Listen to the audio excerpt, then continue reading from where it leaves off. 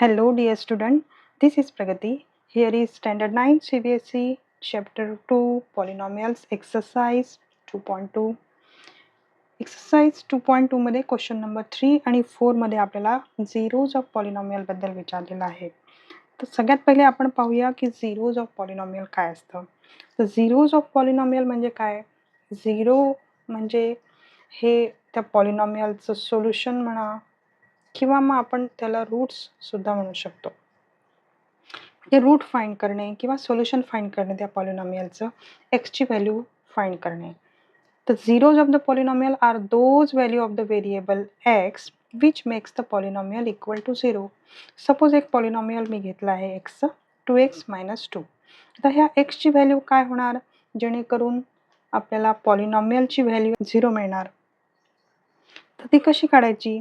तर zero of the polynomial is obtain by equating it to 0. म्हणजे काय की पॉलिनॉमियल जो आहे आपल्याला एक्सच्या त्याला इक्वल टू 0 करावं लागेल. म्हणजे काय की आता याला सॉल्व करायचं. 2x मायनस 2 इक्वल टू 0 घ्यायचं. मग 2x इक्वल टू हा 0 मायनस 2 आहे इथे प्लस 2 झाला. तर x इक्वल टू हा 2 डिवायडेड बाय 2. तर x इक्वल टू आपला 1 मिळाला. तर 1 हा काय झाला? Zero of that polynomial. हा मुलांनो लक्ष द्या. Zero of the polynomial are those value of the variable. व्हेरिएबलची ती व्हॅल्यू आहे which makes the polynomial equal to 0. आता आपण पहा हे रूट आपण शोधून काढलं ते बरोबर आहे की नाही. तर मग व्हेरीफाय करा. व्हेरीफाय करायचं. 2x मायनस 2 आपण एक्सची व्हॅल्यू 1 शोधली आहे. तर 2 इंटू 1 आपण पुटअप करूया पॉलिनॉमियलमध्ये. 2 1 जा 2 मायनस 2 हे आपल्याला इक्वल टू 0 देत आहे. तर हा आपला रूट आहे. आपल्याला इक्वल टू ह्या पॉलिनॉमियलमध्ये जेव्हा आपण रूटची व्हॅल्यू भरणार एक्सची व्हॅल्यू जर का आपल्याला 0 मिळत आहे तर तो आपला root zero of the polynomial आहे. अदरवाईज तो नाही आहे. समजत आहे मुलांनो? आता पहा कॉन्स्टंट पॉलिनॉमियलचं काय असणार? कॉन्स्टंट पॉलिनॉमियल आहे कॉन्स्टंट पॉलिनॉमियल. सपोज मी 5 घेतला. आता कॉन्स्टंट पॉलिनॉमियल जेव्हा आपण घेतो तेव्हा ते कसे असतात? 5 into x raise to the power 0 असेल आहे. कारण की आपल्याला माहिती आहे x raise to the power 0 हे आपल्याला 1 देतो. म्हणजे 1 इंटू 5 हा आपल्याला 5 मिळतात. जर का x raise to the power 0 आहे तर आपल्याला हा कॉन्स्टंट पॉलिनॉमियल एकही 0 देणार नाही. नो 0. म्हणजे काय की a constant polynomial has no 0. एक पण आपल्याला सोल्युशन मिळणार नाही. आणि मग झिरो पॉलिनॉमियलचं काय होणार? Zero polynomial. पॉलिनॉमियल झिरो काय असतो? सपोज मी लिहिलं 0 into x raise to the power 0 हा पण आपल्याला 0च देतो आहे. 0 into x raise to the power 1 हा पण आपल्याला 0 देतो आहे. 0 into x raise to the power 2 हे पण 0 आहे.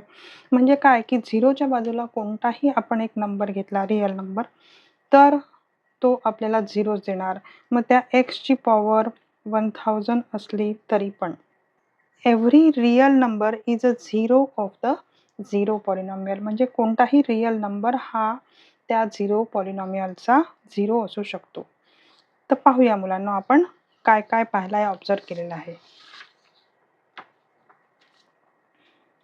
लिस्ट ऑफ ऑब्झर्वेशन्स हे खूप महत्त्वाचं आहे मुलांनो. तुम्ही हे पॉज करा, लिहून काढा आणि हे समजून घ्या व्यवस्थित. काय म्हटलं आहे zero of पॉलिनॉमियलबद्दल?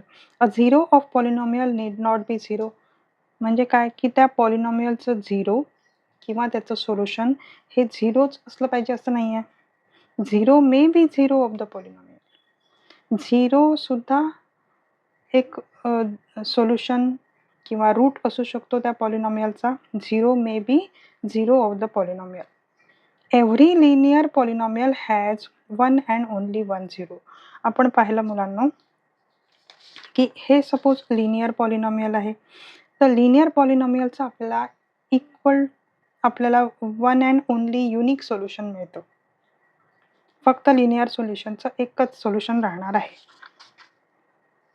The polynomial can have more than 1 zero. बाकीचे जे पॉलिनॉमियल्स आहे, क्वाड्रॅटिक आहे, क्युबिक आहे, बायक्वाड्रॅटिक आहे, कोणतेही पॉलिनॉमियल्स आहे वेगळे लिनियर सोडून बाकीच्या सगळ्यांचे आपल्याला मोर दॅन 1 झिरो मिळणार. A non zero constant polynomial has no zero.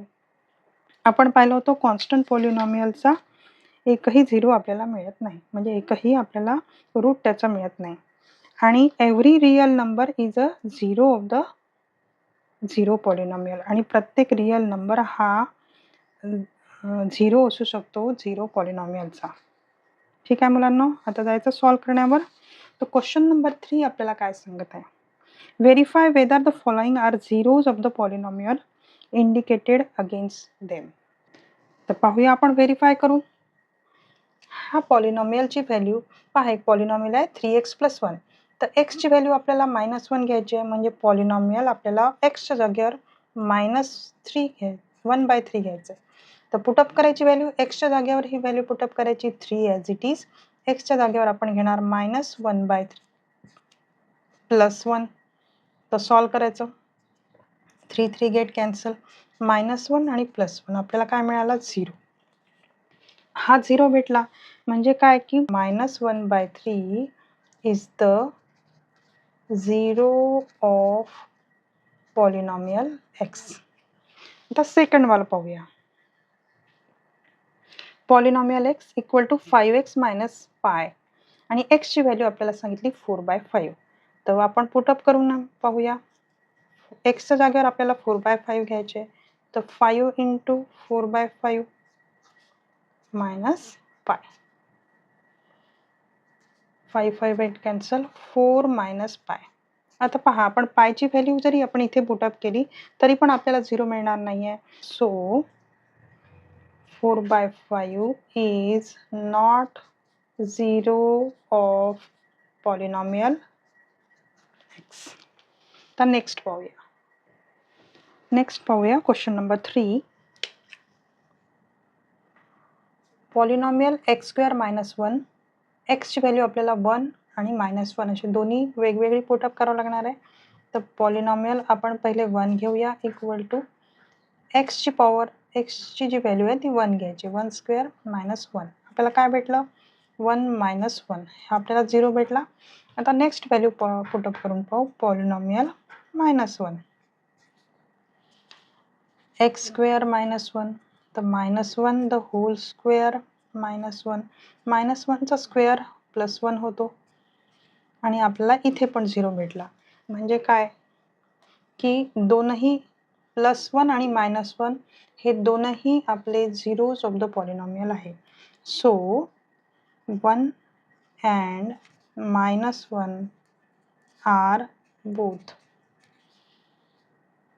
are the zeros of polynomial x.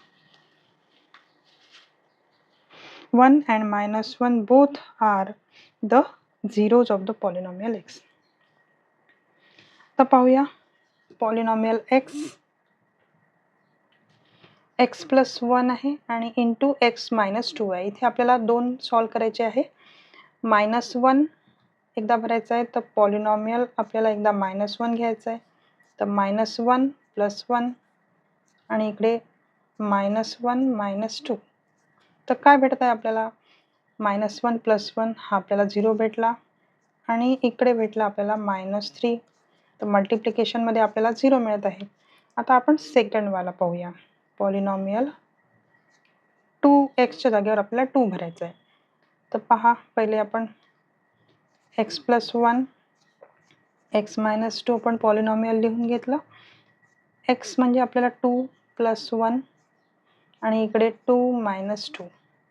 इथे 3 इंटू आपल्याला काय भेटलं 0. 2 - 2 0, हा पण आपल्याला 0 आहे. तर आपण याचा आन्सर काय लिहिणार, दोन्हीकडे आपल्याला 0 मिळालेला आहे.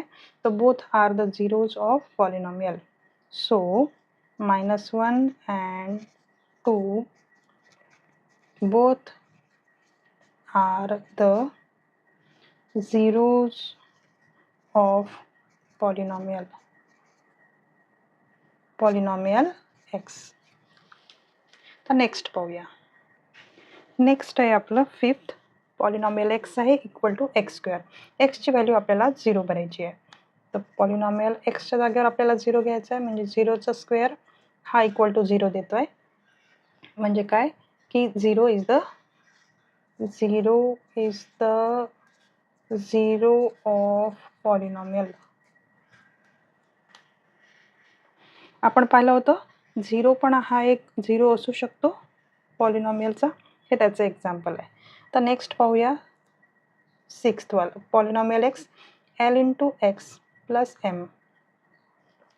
एमची व्हॅल्यू आपल्याला घ्यायची आहे minus M. X equal to घ्यायचा आहे आपल्याला. एक्सची व्हॅल्यू आपल्याला घ्यायची आहे minus M divided by L. तर सॉल्व करूया. L as it is. एक्सच्या जागेवर आपण लिहिणार minus M divided by L आणि प्लस एम. तर हे सॉल्व करावं लागेल. L L get cancel. Minus M plus M. हे पण आपल्याला 0 देत आहे. So minus M divided by l is the zero of polynomial x. चला आता नेक्स्ट करूया. पॉलिनॉमियल 3x² मायनस 1 हा आपला पॉलिनॉमियल आहे. एक्सची व्हॅल्यू आपल्याला घ्यायची आहे -1 डिवायडेड बाय √3. तर आपल्याला एक्सच्या ऐवजी घ्यायचं आहे -1 divided by √3 equal to 3 into the bracket आपण घेणार -1 √3 द होल स्क्वेअर -1. तर पहिले स्क्वेअर करून घ्यावं लागेल आपल्याला. 3 इंटू काय होणार -1चा स्क्वेअर +1 आणि √3चा स्क्वेअर आपल्याला √3 इंटू √3 म्हणजे √9 आणि मग आपल्याला मिळते 3. अंडर √9चा आपल्याला 3 बाहेर पडतोय आणि इथे -1. आता 3 इथे कॅन्सल झाले तर +1 -1 हा आपल्याला मिळतोय 0. आता आपण नेक्स्ट करू पाहू. Polynomial x equal to 3x² - 1. तर आता एक्सच्या ऐवजी आपल्याला घ्यायचं आहे 2/√3 इक्वल टू 3. आता घ्यायचं 2/√3 द होल स्क्वेअर -1. तर पाहूया आपल्याला काय मिळत आहे. 3 इंटू 2चा स्क्वेअर आपल्याला भेटला 4/3 -1. इथे 3 गेट कॅन्सल. 4 - 1 इथे आपल्याला भेटले 3. So -1/√3 is the zero of polynomial and 2/√3 is not zero of polynomial.